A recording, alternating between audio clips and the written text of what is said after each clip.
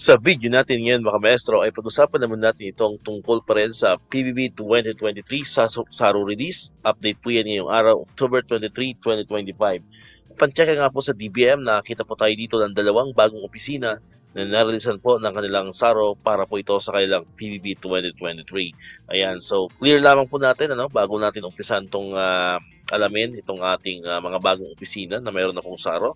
Ito po ay hindi para sa DepEd, sa majority po ng ating mga subscriber dyan. Ayan, alam ko maraming nanonood sa ating mga kamaestro natin dyan, mga teachers sa buong Pilipinas. So ito po ay hindi pa po para sa DepEd, So ito po ay from other agencies. Ayan.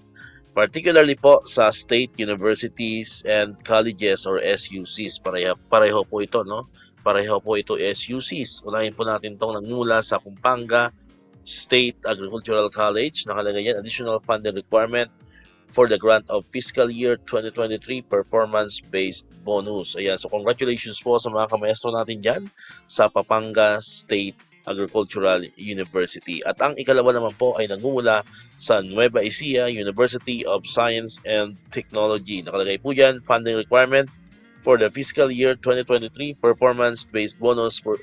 Ayan, so dalawa po yung bagong mga opisina na narilisan po ng kanilang SARO para po sa kanilang PBB 2023. Muli, update po yan ngayong araw, October 23, 2025. So yan, so nakdir ko naman po kanina, bago natin umpisa itong video natin, sa followers po natin, subscriber po natin from DepEd, sa mga kamaestro po natin from DepEd, wala pa po tayong SARO para po sa ating PBB 2023. At kung tatanungin niyo po ako kung kailan, always ko pong sinasabi yan na as of now, ongoing po ang submission ng mga Form 1.0 sa DBM, and we expect na before the end of this year or sana by November ay matanggap na po natin itong ating PBB 2023. Pero yun po ay ating estimate pa lamang mga maestro.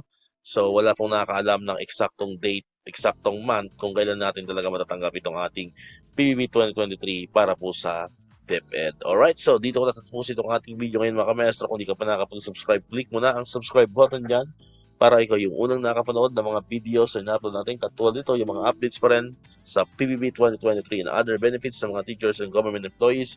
And syempre, click mo na rin ang notification bell button para ma-notify ka, always updated ka pag may mga bago tayong uploaded na videos. So muli, maraming salamat sa inyong panonood at pakikinig.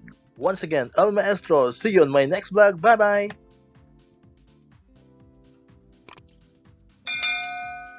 1, 2, 3.